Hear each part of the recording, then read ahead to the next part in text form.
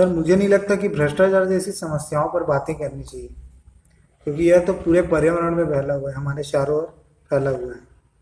शिष्टाचार की बातें भी बहुत सुन चुके हैं हम लोगों से, लेकिन कहनी और करनी में क्या अंतर है हम सभी जानते हैं। तो वास्तविक रूप से यदि करप्शन को हमें खत्म करना है तो इसके लिए लोगों द्वारा क्या किया जाना चाहिए और इसके प्रैक्टिकल समाधान क्या हो सकते हैं। आप तो प्रश्न कम पूछे, मजाक ज्यादा उड़ाए हो। चीजें दुनिया में इस कदर खराब हो गई हैं कि हमने उसको मान ही लिया है कि ऐसा ही है और ऐसा ही चलेगा। अब शायद कोई प्रयास संभव नहीं है खुद को बचाना, और कितने बचा सकते हो, यह प्रश्न उठता है। और यह प्रश्न भी उठता है कि क्या खुद डूबना कोई दिक्कत है। सिस्टम इतना करप्ट हो गया है, इतना करोड़ हो गया है, और ये लंबे समय से चल रहा है। जैसा आपने कहा कि पर्यावरण में, वातावरण में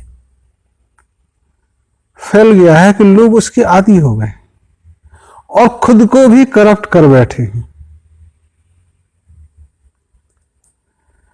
ऐसे में जब आप कहते हैं कि माध्यम हवा में करप्शन है, तो क्या होगा? सांस लोगे तो करप्शन आएगा। तो कंप्यूटर में आपने देखा होगा कि जो स्टैंड अलोन कंप्यूटर है वो करप्शन से बचे हुए हैं। जो सिस्टम से जुड़े हुए हैं वो करप्ट हो गए हैं।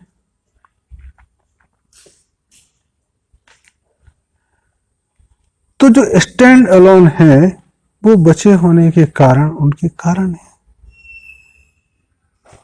क्योंकि वो बाहरी चीज उसमें प्रवेश ही नहीं है। तो व्यक्ति भी जो स्टैंड अलोन जंगलों में है या पहाड़ों पे है या गांव में, जो सिस्टम से कनेक्ट नहीं है, वो करप्शन से फ्री है। और जो सिस्टम में जुड़ गए, सिस्टम उनको करप्ट कर रहा है, क्योंकि सिस्टम ही करप्ट है। तो व्यक्तिगत प्रयासों का जब तक कि वो सिस्टमैटिक चेंजेस पे नहीं आता है, कोई खास असर नहीं डालेगा। या तो वो जंगल चला जाए, पहाड़ों में चला जाए। अगर करप्शन की बात करें तो कंप्यूटर जो आज की डेट में है, ज्यादा अच्छी तरह से समझ में आ जाएगा कि कंप्यूटर में कोई डॉक्यूमेंट या फाइल करप्ट है और वो किनारे पड़ी है तो कोई दिक्कत नहीं है। बट अगर आप उसको बार बार ऑपरेट करते हो और उससे सिस्टम खराब होता है, तो क्या होता है? चीजें जैसी चलनी चाहिए वैसी नहीं चलती, एरेटिक चलती। कई कई ऐसी भी चीजें होती हैं कि वो कंप्यूटर को खराब ही कर देती हैं। कभी हार्ड डिस्क खराब कर दी, कभी मेमोरी खराब कर दी, प्रोसेस खराब कर दी, कुछ भी। कंप्यूटर में करप्शन रोकने के लिए तुम देखोगे कि आप उसका सॉफ्टवेयर स्ट्रांग करते जाते हो। अगर एक बार कंप्यूटर खराब हो तो आप रीबूट करते हो, नई सॉफ्टवेयर डालते। ह्यूमंस के साथ ऐसा पॉसिबल मुश्किल से हो पाता है कि वो रीबूट कर ले अपने आप को, नए सॉफ्टवेयर डाल ले जिससे वो स्ट्रांग हो जाए। तो पुराने जितने वायरसेस थे, नया एंटीवायरस उन पुराने सभी को खत्म करता है और नए को भी करता है। तुम देखोगे कि करप्शन में वायरस डालता कौन है, तो कई बार तुम चौंक जाओगे, जो एंटीवायरस बना रहा वही वायरस बना रहा था। तो आज समाज में, सिस्टम में जो करप्शन रोकने की बात कर रहे हैं वो करप्शन फैला रहे हैं, ये मान के चलो।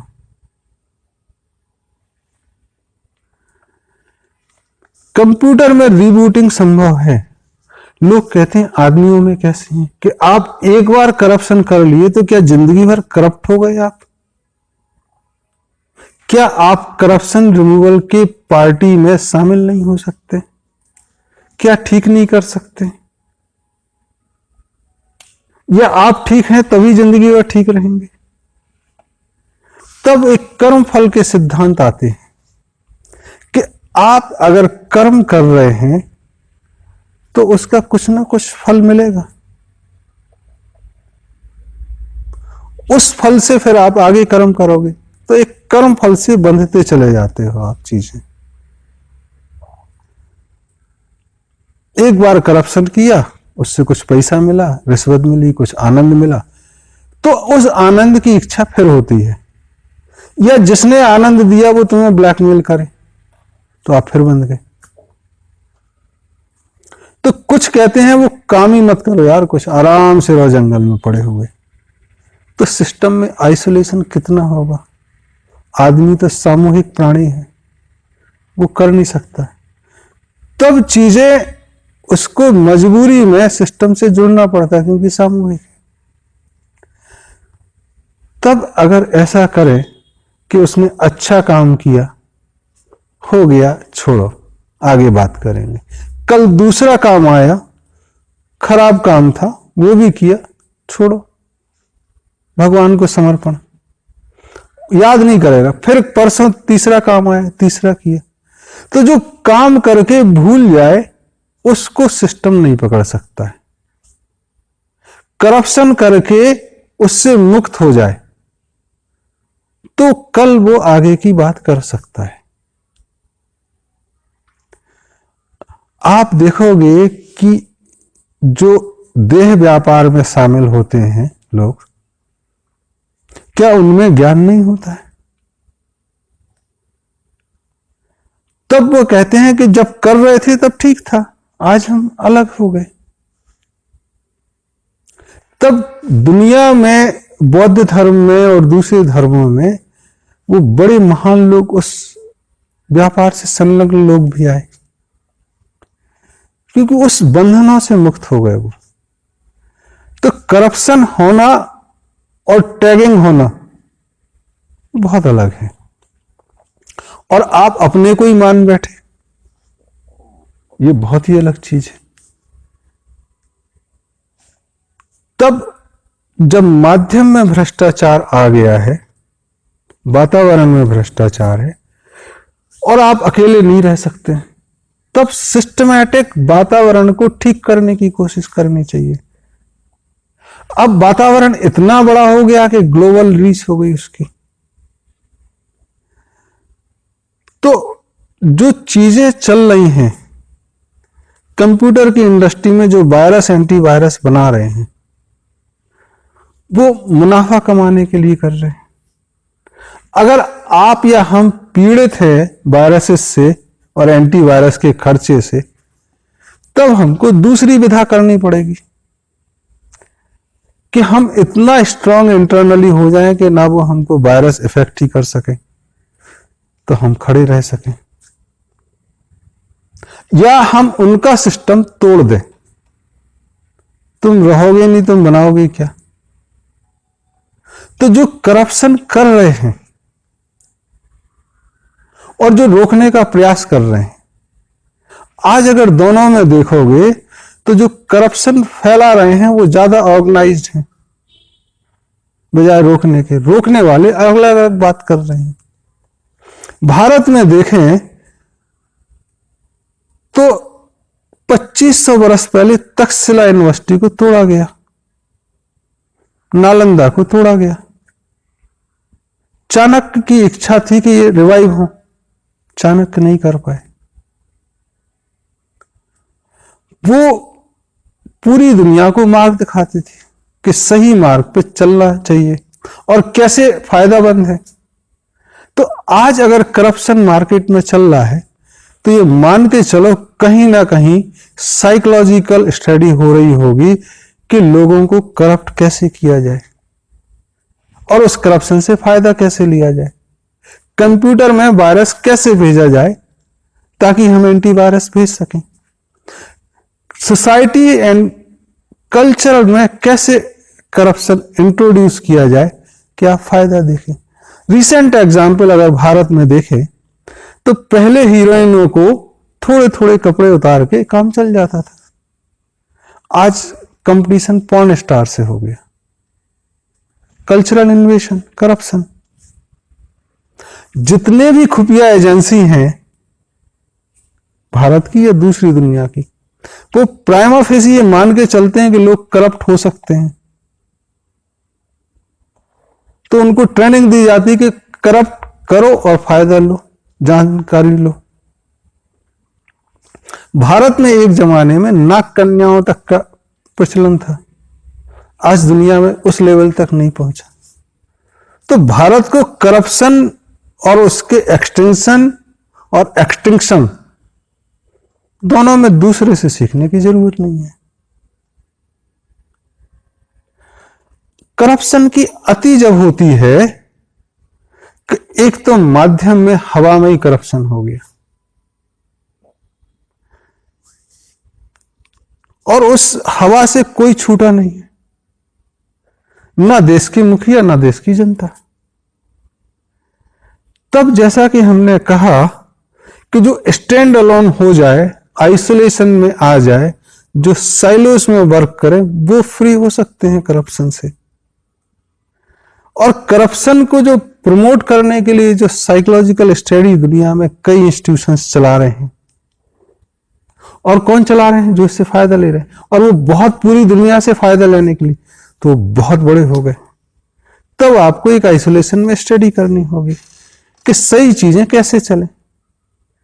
तो दुनिया में कोशिश जो चल रही है थोड़ी बहुत अंडरवर्ल्ड में, जो साधुओं का स्पिरिचुअल वर्ल्ड कहलाता है, कि यार कैसे उनको बिना हार्म पहुंचाए जो करप्शन फैला रहे हैं, कैसे विश्व युद्ध किए बिना हम मार्ग पे चल सकें। जैसे पहले हुआ कि रावण को और धृतराष्ट्र को खत्म किए बिना क्या चीजें ठीक चल सकती हैं। तो आज भी कमोबेश वैसी ही स्थिति है कि जो फैला रहा है, जो मीडिया के माफिया हैं, जो प्रमोट करते हैं और प्रोवोक करते हैं और बीच बीच में आंदोलन चलाते हैं कि देखते हैं उस तरफ लोग कितने आते हैं प्रयोग के तौर पे। तो जैसे 2011 में एक प्रयोग हुआ पूरी दुनिया में, करप्शन तो फैला रहे हैं हम, तो हमें पता है कितना करप्शन है। तो करप्शन को लेके मीडिया में विरोध जाहिर करो, लोग जुड़ते हैं। फिर कई जगह आप सरकारें बदलवा दो, अपने गुर्गे बिठा दो। भारत में भी हुआ। भारत की जनता थोड़ी सभ्य है, नेता शायद थोड़े समझदार निकले, तो सरकार बदली, लेकिन वोटिंग के द्वारा। और जो करप्शन को इश्यू को लेके सरकार बनी, वो गवर्नमेंट कम इंटरटेनमेंट ज्यादा दे रही है। और जो नेता उभर के आए, पहले उन्हें कोई नहीं जानता था और आज कोई जानना नहीं चाहता। तो ये एक प्रयोग होते हैं कि कितने लोग हैं, जैसे उनको आइसोलेट किया जाए, एक नई रिसर्च किया जाए कि एक करप्शन के मूवमेंट पे अगर भारत में 50 करोड़ जनता एक तरफ हो सकती है, मतलब अभी 50 करोड़ लोगों को करप्ट करने के और तरीके ढूंढने होंगे। वो कैसे करप्ट होंगे? कहते हैं कि कुछ पुराने अपने बदला लेने के लिए उनकी पूरी प्रजाति खत्म कर दो। तो बच्चों में करप्शन करो, मीडिया में अपनी इतनी दखलंदाजी बनाओ कि काम कुछ भी होता रहे, खबर वही छपे जो हम चाहें। अगर कोई बड़ा आदमी गलत भी खबर करता है तो इसको दिखाओ ही मत।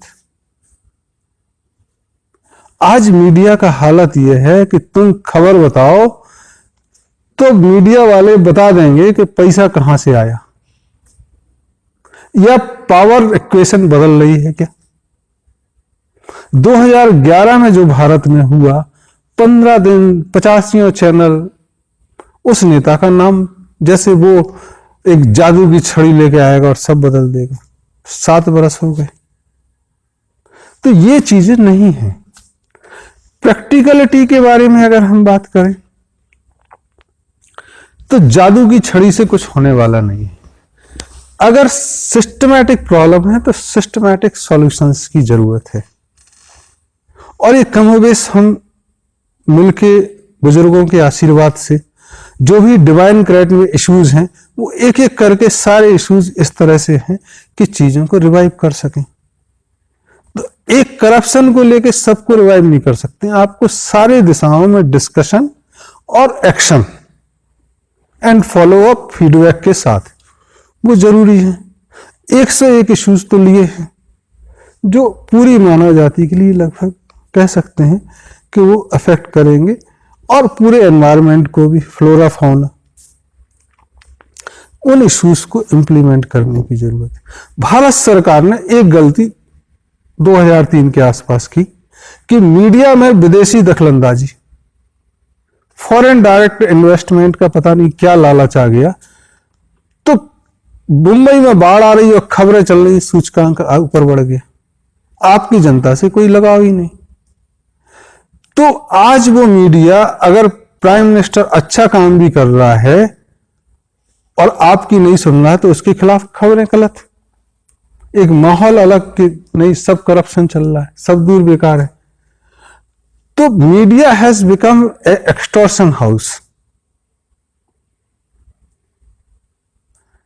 तब जरूरी है कि आपका मीडिया आपका तो हो।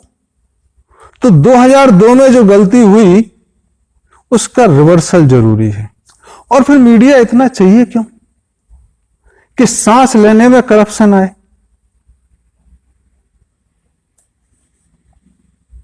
जहां जरूरी है वो थोड़ा बहुत ठीक हो।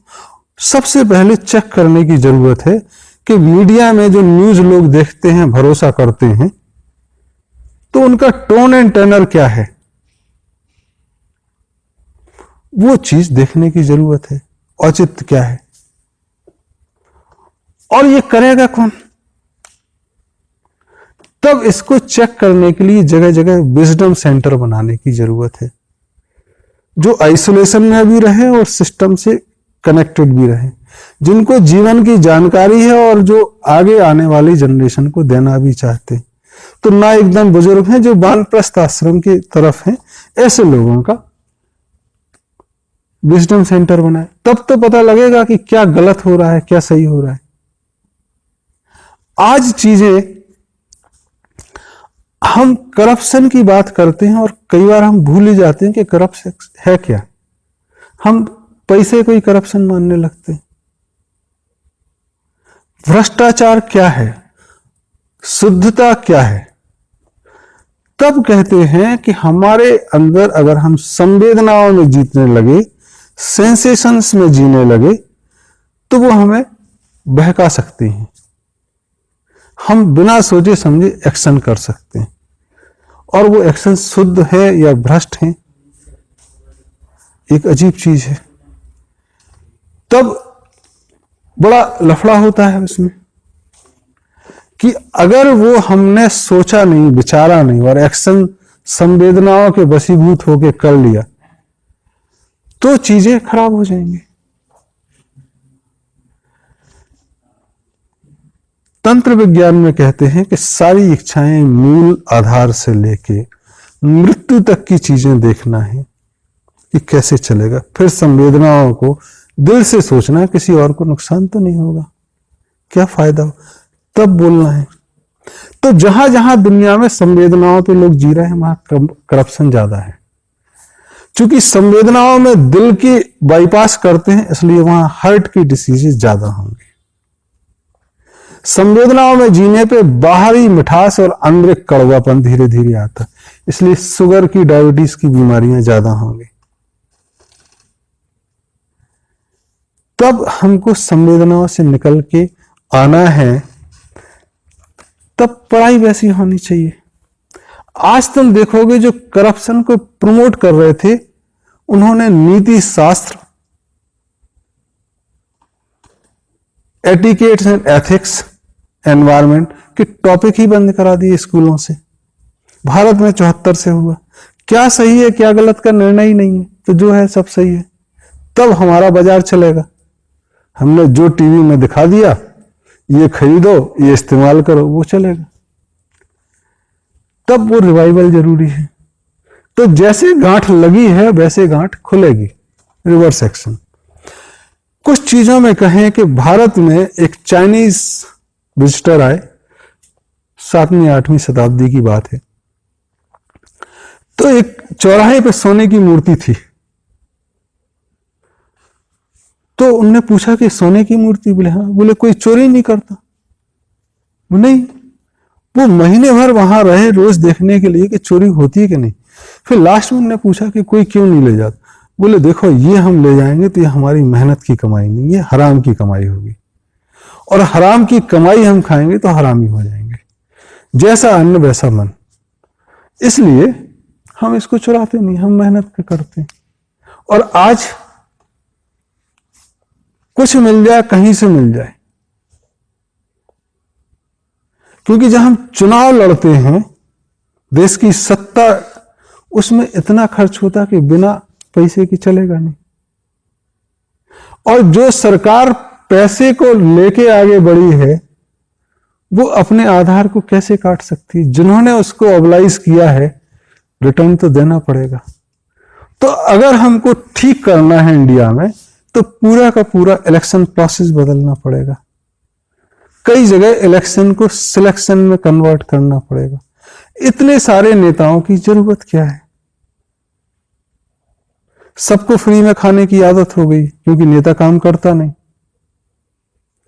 पहले सिर्फ साधु संत काम नहीं करते थे, उनका सम्मान होता, अब वो नेता भी उस कैटेगरी में आने की कोशिश करते।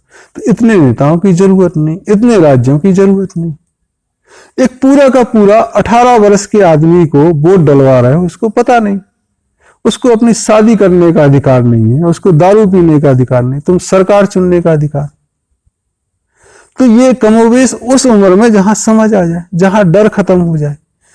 तो अगर हम इलेक्टोरेट 48 वर्ष से 75 वर्ष तक, 50 से 75 तक करें, तो इलेक्टोरेट कम करें, खर्चा कम हो जाएगा। कुछ बेसिक सिलेक्शन हो, उसके बाद इलेक्शन हो, खर्चा कम हो जाए। तो खर्चे कम करने की कोशिश करनी है। जब खर्चे कम करेंगे तो रिक्वायरमेंट कम होगी और चीजें आसान होंगी। तो कुछ मिला के करने की जरूरत अगर डू लिस्ट में आए, मैं अपनी व्यक्तिगत बात करूं, तो सबसे पहले तो मैं अपनी आवश्यकताएं कम करता हूं करप्शन करने के लिए। फिर टेम्पटेशन ना हो तो मैं ये समझता हूं कि अच्छा रहना क्यों अच्छा है। करप्शन होने से हमारा याद और हमारी कई चीजें याद रखनी होती जो स्वभाव तो नहीं है। स्वभाव तो अच्छी चीजें याद रहती हैं, क्योंकि वही लाइफ सस्टेनिंग वैल्यू है। तो जीवन में अगर आप पुराने उठा के देखोगे और आपसे 25 वर्ष का अनुभव पूछा जाएगा, तो आप वही वही बातें बताओगे जो अच्छी हुई। झगड़ा ना हुआ होना चाहिए किसी से, तो हम अच्छी चीजें रिकॉर्ड करते, खराब चीजें। और करप्शन से चीजें खराब होती हैं, इसलिए वो रिकॉर्ड नहीं होता। तो जब फिर से याद करना होता तो दिक्कत है। तो अच्छा रहना अच्छा है, ये हमें प्रदर्शित करना होगा, अंगीकार करना होगा। ये 3-4 चीजें हैं। तो चीजें बदलाव अपने से और अपना समूह बढ़ाने से होंगे। फिर कुछ इंस्टीट्यूट ऐसे खड़े करने होंगे जो नालंदा और तक्षशिला से बेहतर हो। फिर ऐसे इंस्टीट्यूट भी अगर करप्शन तोड़ना है तो खत्म करने होंगे जो करप्शन को बढ़ा रहे हैं, जो वायरस एंटीवायरस बढ़ा रहे हैं, जो बीमारियों के नए नए वायरस ढूंढ के ला रहे हैं कि आज स्वाइन फ्लू हो गया, कल मुर्गी वाला फ्लू हो गया, परसों तीसरा हो गया, और फिर वो दवाई भी ढूंढ लाते हैं। बीमारी नहीं है और दवाई रिसर्च पता नहीं कैसे साथ में चल रही थी। तो इन सब से हमको बचना होगा। इसके लिए हमको समझदार लोगों को जगह जगह बैठाना होगा जो देखें, और एक नेशनल डिस्कशन, तब जाके हम कर सकते। और ये चीजें यहीं नहीं रुकेंगी। अगर हम भारत के लिए करेंगे तो हमको ग्लोबल चीजें रखनी होंगी, विजन ग्लोबल रखना होगा। पहले कहते भी थे ईट लोकल थिंक ग्लोबल, आज हो गया ईट ग्लोबल थिंक लोकल। एप्पल आप फिजी का, अमेरिका का, ऑस्ट्रेलिया का खा रहे हैं इंडिया में, और पढ़ क्या रहे हो अखबार में 4 पेज आपके 50 किलोमीटर के आ जाते हैं। नेशनल न्यूज भी नहीं आप देखते हैं कई बार अखबारों में। वेदर की रिपोर्ट लोकल आती है, बट आपको दुनिया का वेदर कैसा चल रहा पता ही नहीं चल रहा। फिर आप अफेक्ट होते हो तो बाद में रोते हो, उसका कोई फायदा नहीं। तो ये बहुत छोटे छोटे चीजें बदल रही हैं, उनसे चीजें होंगी। हम भाषण दें तो कई बार ऐसा भी होता है कि हम एक आध मंत्री से पूछे कि यार जब तुम बोलते हो करप्शन पे तो तुमको हंसी नहीं आती? बोले यार क्या करें यार, वो दारू पी के जाते हैं तो इसलिए मैनेज हो जाता है, क्योंकि बिना उसके तो हम इस पद तक पहुंच ही नहीं सकते। चुनाव कैसे लड़ेंगे? और ब्यूरोक्रेसी और जुडिशरी, आज माध्यम में, हवा में करप्शन है, आप शिकायत करो, कोर्ट जाओ, कोर्ट पैसा बहुत सारा लेता है, जिसके पास पैसा है वो अच्छा वकील, चीजें। तो जहां शिकायत होनी है वहां करप्शन, तब आपको जुडिशियल प्रोसेस ठीक करनी होगी। आज आप इतने ऊंचे ऊंचे ओहदे पे साथ में एक साथ लेते हैं कलेक्टर, एसपी। वो 25 साल का लड़का, वो कलेक्टर साहब, कमिश्नर साहब, 50 साल का एक इंडस्ट्री का मालिक साहब। तो ये पुराना चीजें जो हमको विरासत में मिली हैं, उससे ऊपर उठना होगा। कहते हैं एक बार यीशु के पास एक सज्जन गए, अंधे थे, तो ईसा मसीह ने उनकी आंखों पे हाथ लगाया और आंखें आ गई, ठीक हो गई। तो वो भागे देख के कि कहीं वापस ना हो जाए यार अंधे। तो जब वो भागे तो ईसा मसीह ने कहा अरे वो छड़ी तो दे दो। तो बोले मैं चलूंगा कैसे? तो भारत आजाद हो गया, अभी भी नियम अपने नहीं है। आईपीसी वही है, कॉमनवेल्थ में चल रहे हैं आप, बाहर नहीं निकल पा रहे हैं। जुडिशरी प्रोसेस वही है, और कॉन्स्टिट्यूशन भी वही है कमोबेश जो 35 में बना था। उन नियम से उठ के हमें अपने नियम बनाने होंगे। आंखें खुल गई हैं तो छड़ी से मोह छोड़ना पड़ेगा, तब जाके चीजें हम कर सकते हैं। और सिर्फ भारत ही ऐसा है दुनिया में जो बहुत सारे अनुभवों से गुजरा है कि सही रास्ते पे चलना क्यों अच्छा है, खराब पे चलना क्यों बुरा है, और अधर में लटके रहने से कोई फायदा नहीं है। तो ये जब तीनों चीजें हम जानते हैं तो हमें अपने पे भरोसा करके आगे बढ़ना होगा। Thank you.